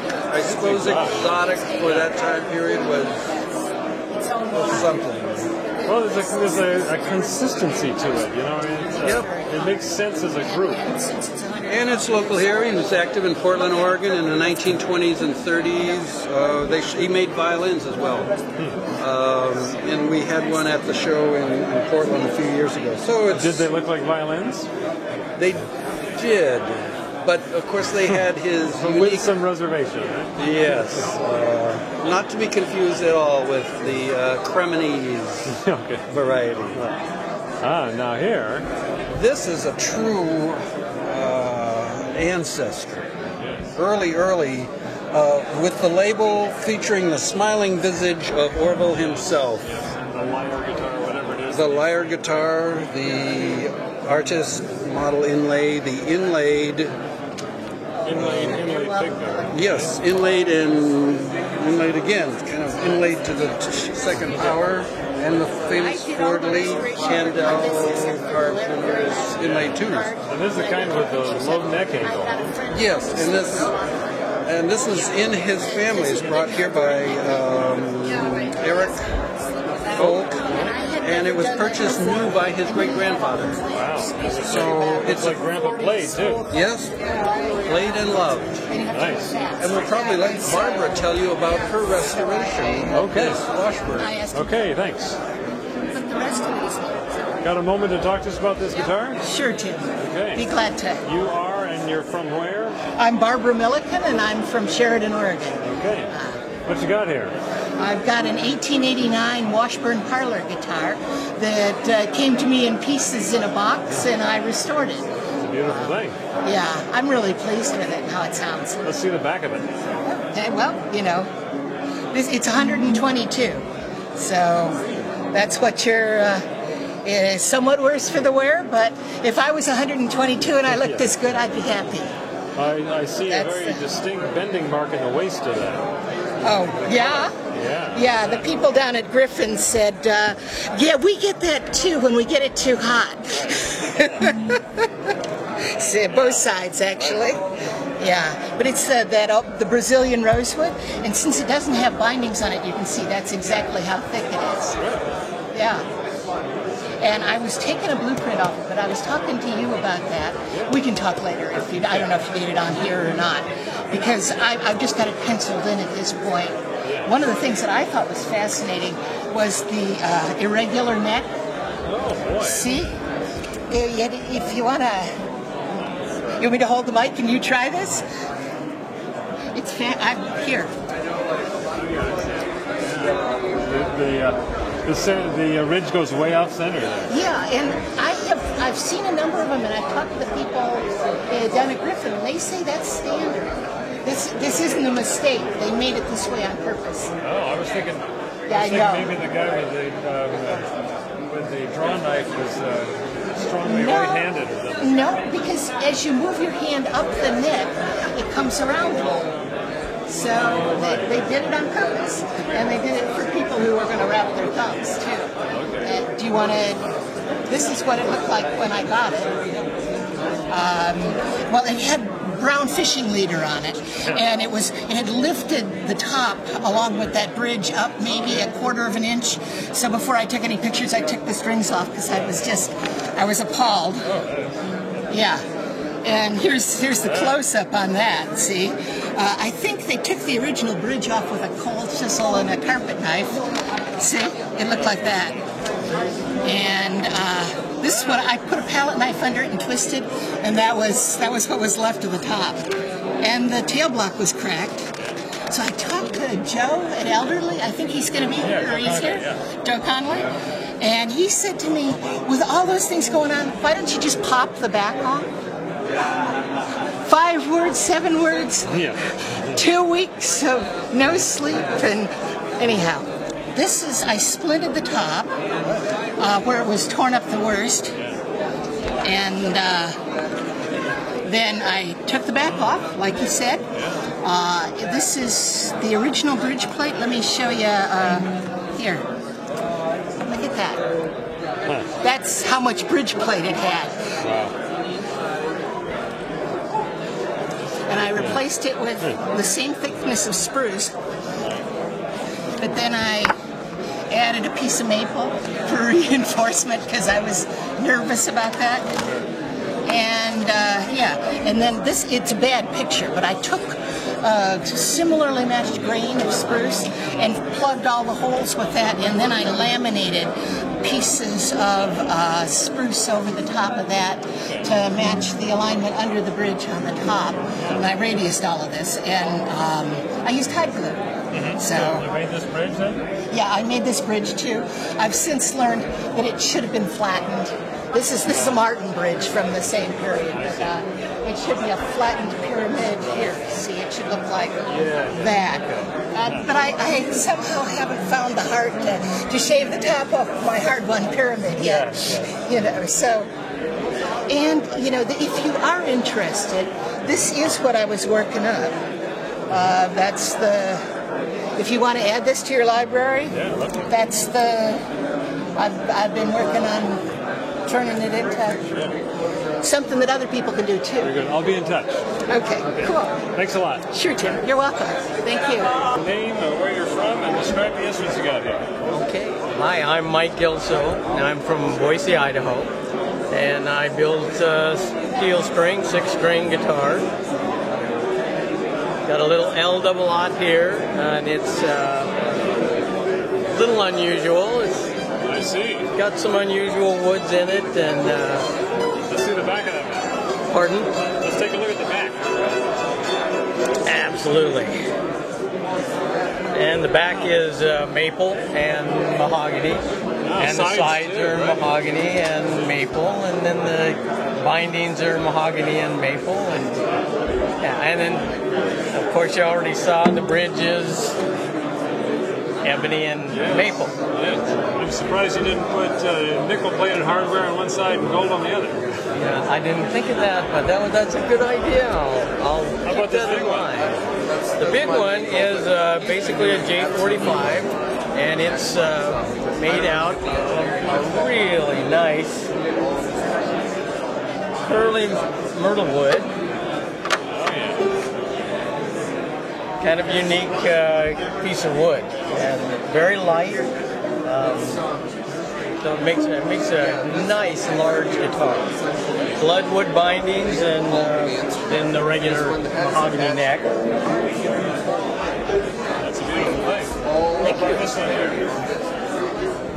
This one is another L-double-aught and a slot head 12 fret. And with leopard wood, it's leopard wood, and then with a Lutz top. Okay, thanks so much. Thank you. Tell us who you are, where you're from, and explain who your exhibit today. I'm Elizabeth Brown. I'm from Pacific Lutheran University, and I'm here representing the Guitar and Lute program, although I actually live in Seattle. So I've got information here on the Guitar Festival, on our guitar program. I've got some of my own CDs. And just for fun, I have here an original 1830s French guitar that was restored by Paul Stroh, West Seattle. Do you know the maker? It's made by a French maker from Mirecourt Thorel, although it was brought back to the United States probably before it was 20 years old, so it's been in the States for 150 years. Yeah, can we have a look at the back of it? Sure. Yeah. That's lovely. It's had a few repairs of questionable value, but yes. That's not uncommon. And this, nice decoration here. So tell me a little more about the PLU guitar program. The PLU program is open to all students, music majors, non-music majors. We have guitar orchestra, ensemble, classical, jazz, combos. Also do lute and early guitars. We've done some Baroque operas here, and I've had students strumming along in the pit.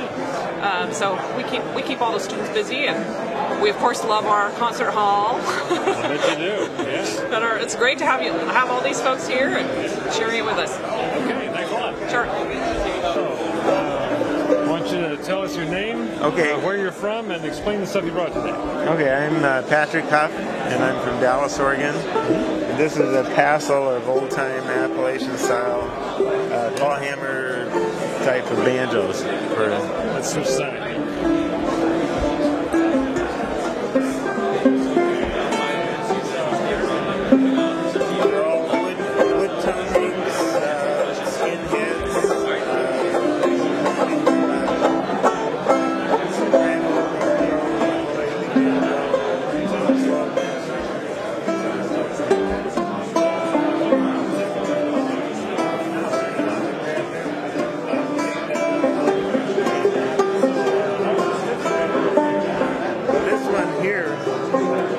Normally a banjo has this, which is annoying if you like to fret the fifth string with your thumb.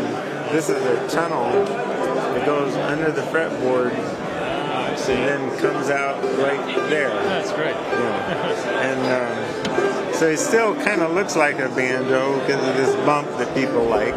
So you drill that with you drill in here and then an angle in there? Or? Well, I make a little trough here, and then I drill into that, and then put the fretboard on. And is it hard to get that string threaded with it? No, what I do is I take household wiring, 14-2 gauge household wiring, pull the copper out, because it's kind of lubricated inside. And so the string goes in, and then it's, very nice. It's a chore to do it, but when you get it right, it works. Notice your bridges are not straight across. Is that innovation? It is. It's a compensated bridge because I don't know the physics, but this two outer strings are out of tune from the inner one, and so we compensate it. Solid foot, and we drill the holes out, but from then it's handmade with files and knives, and they are great. They sound great. And the curve make them stand up better, does it? It makes them, if you line the grain at an angle like this, and then with the curve here, they don't break.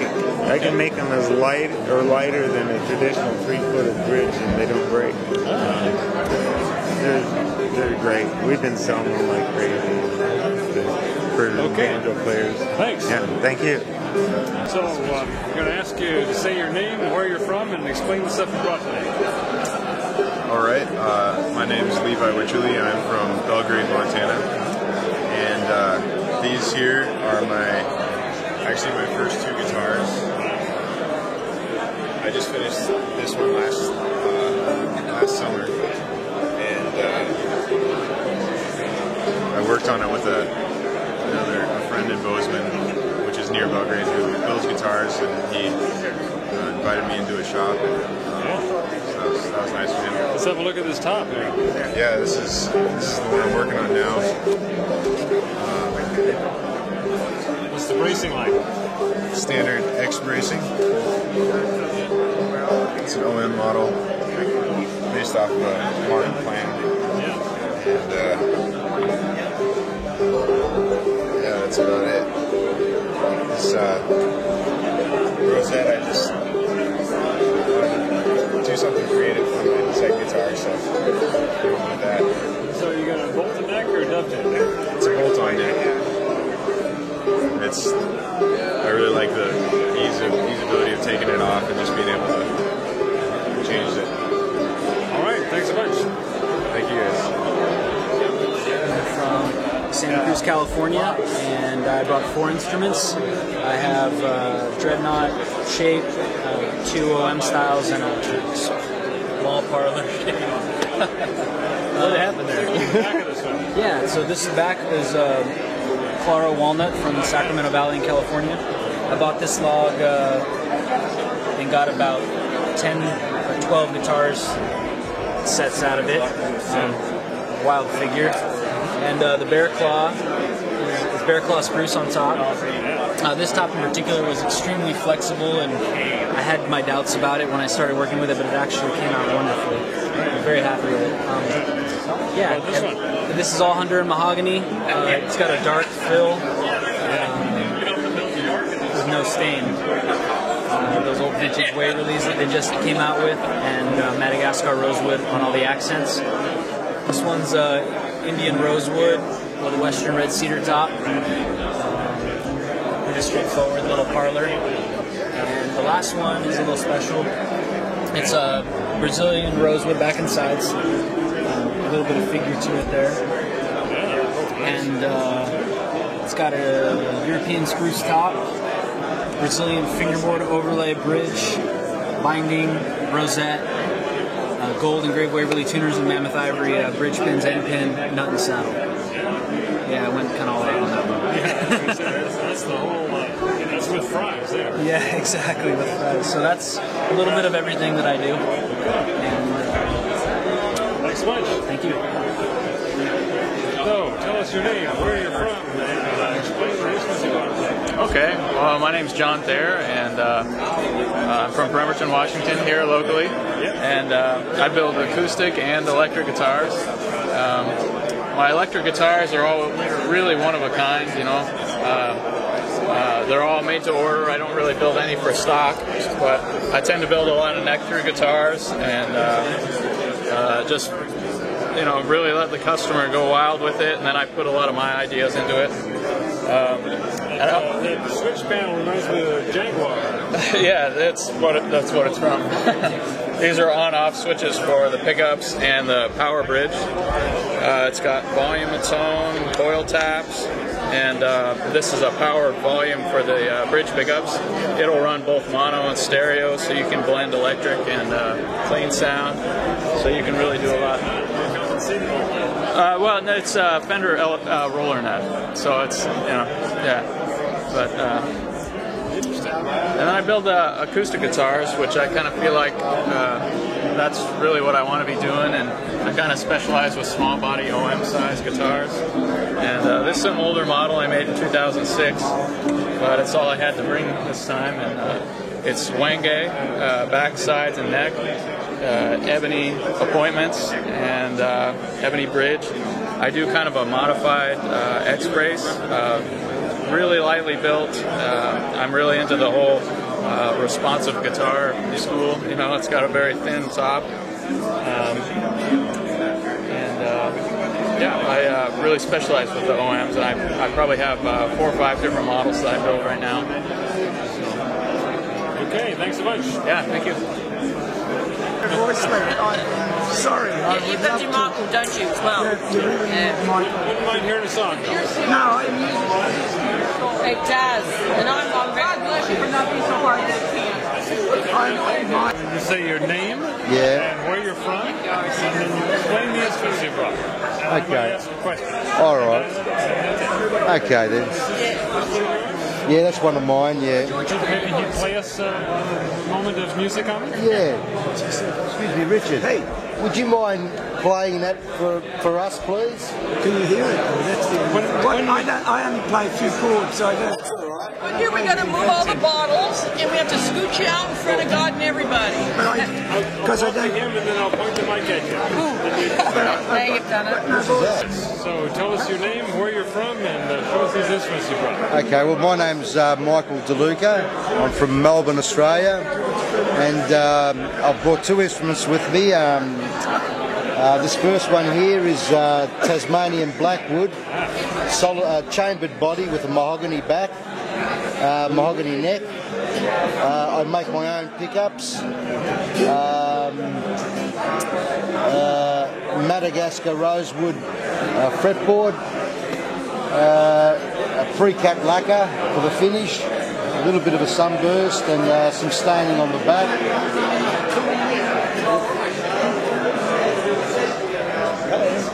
I call it the red wine Shiraz, which is a very good wine in Australia. And that's the colour of the Shiraz. Nice deep red. So, yeah. This archtop guitar, yours? Yes, the archtop is mine. Story with that is my daughter bought me a book on how to make a guitar a few years ago. So that was one of my first projects. So that's my first attempt at an acoustic or an archtop. It's European maple backing sides, European spruce on the top, Madagascar ebony fretboard, African ebony tail, piece and bridge. Another fellow Australian, Richard, playing it for me. Also known as Willie Nelson. Yeah. And your arms keep me tangled up all the time like a kitten with a bone that's fine. Oh baby, that's where I want to stay all the rest of my natural days. In your arms, in your arms, in your arms, in your arms, in your arms, in your arms.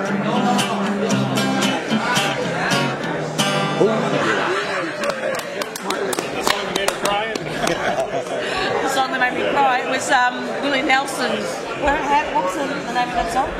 Always on my mind. Always on my mind. And it reminded me of when my daughters were in London, and I did listen to that track, and I started crying. So now he's brought back that memory, but what can I say? It's not his fault, it's not his singing. He's got a lovely voice. Thank you very much.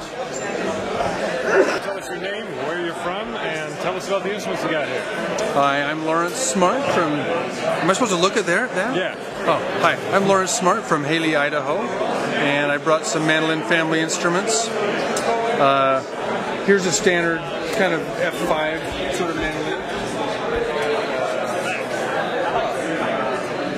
The back is an old piece of wood that my old friend Tim Shearhorn, the resonator maker, gave me, and it has a nice little wormhole right in there. That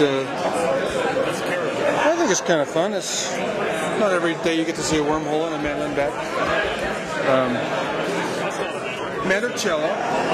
This is borrowed from a client who lives in Hudson River Valley in New York.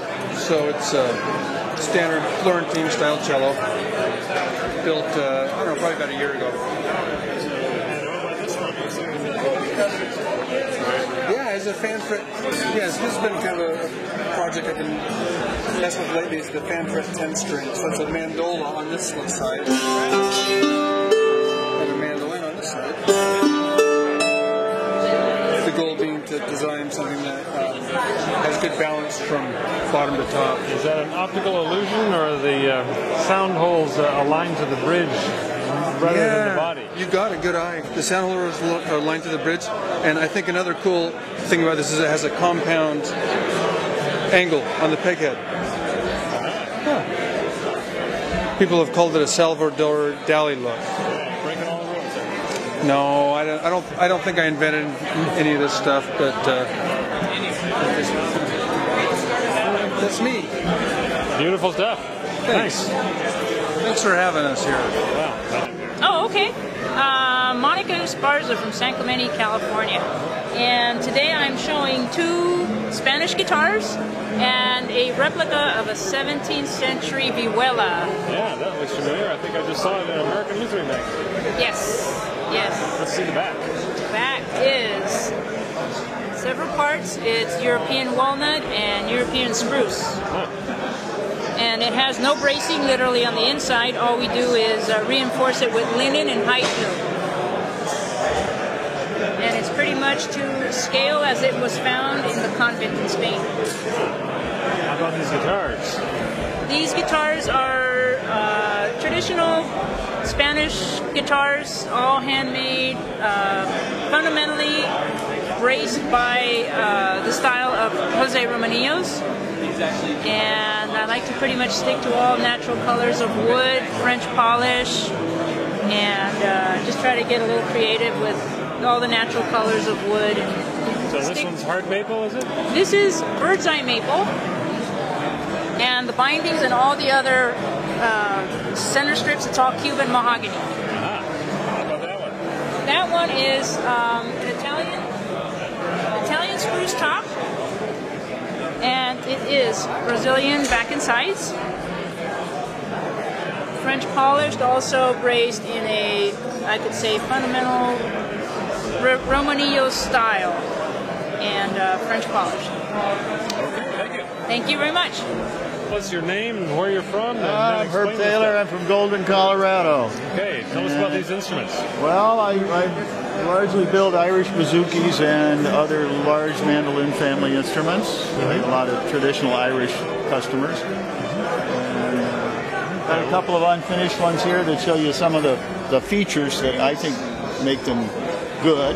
Yeah, tell me about this one. One is the adjustable, removable neck. It's easy to make, extremely low tech. You make it using basically a belt sander and some clamps, and it's okay. hard. You have a shim you can use to alter the angle of the neck or the aim of the neck. Or even the intonation, right? The compensation? Even compensation by just thickening the whole thing or thinning it down. Right. It's extremely easy to make because I just bolt a piece of plywood right on the end, make the neck first. Just bolt this big old piece of plywood, cut a couple of pieces for the sides, slide them up and glue them down. And fabricate thereby a matching mortise to match the neck, so now the shim, the edges of the shim can be hidden down inside here, and you have the freedom to make any exterior shape you want because contouring this on the bandsaw is the last step. Right. Yeah, and I see you can shape this even this way. It won't matter. It doesn't matter what you do. Yeah, you could. And then you've got some flying buttresses there. Yeah, those are just to stabilize the neck. And the other thing I brought in that's kind of interesting is the super light bouzouki top. This is like 1.5 mil thick. It weighs about 85 grams, the whole top. And kind of loosely based on the Turkish saz, which has like no bracing. So to do this, you've got to make sure that you have no down pressure on the bridge or the whole thing will collapse. So the way we do that is to kind of Rick-tune thread through bridge.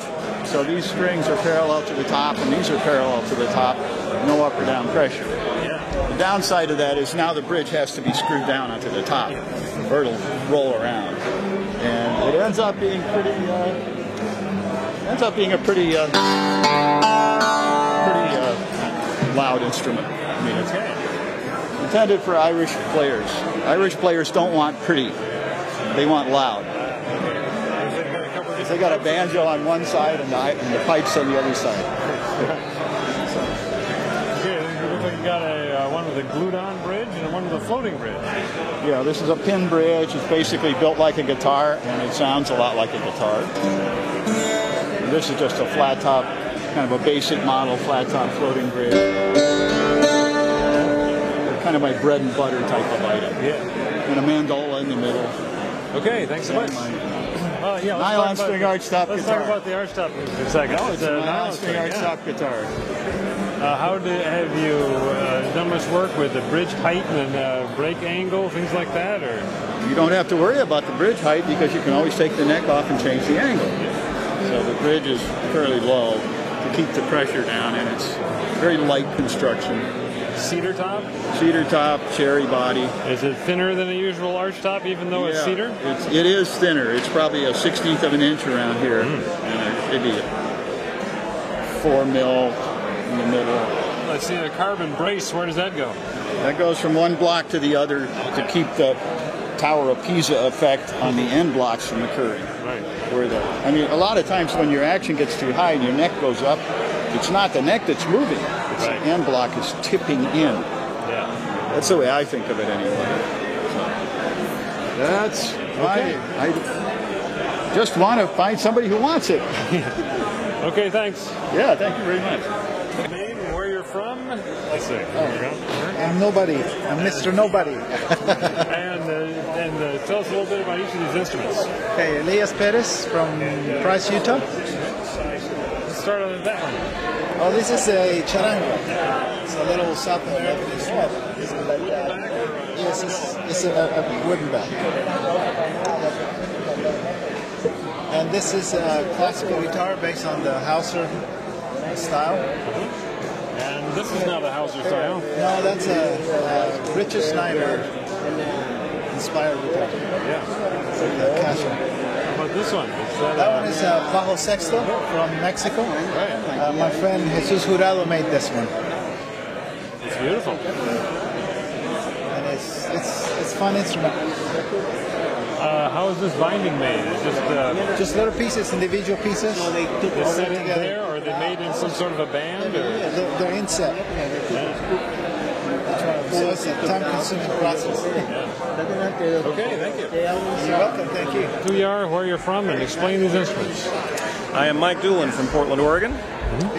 And the instruments are, this is my first fully carved acoustic archtop, 18-inch, Super 400 a la Doolin, Western maple, Sitka spruce. All of the dark wood is African blackwood. It's only got 6 strings. It's only got 6 strings, a mere 6 string. Also, the stealthy thing, there's a pickup under the fretboard, a dual blade magnetic pickup that I, of course, had to make myself in order to fit it under there because it's narrower than the actual fretboard. So that's there, and I got a couple of knobs down here to control it. The happy accident is that the pickup actually sounds great. I was just hoping it would make sound, but it actually sounds great. So I was very happy with that. Yeah. 13-string electric harp guitar, sort of based on a, I guess, ES330. It is hollow, pressed laminate arches, arch top and back. Parallel braces, just straight braces on the top, 3 of them basically under the pickup screw.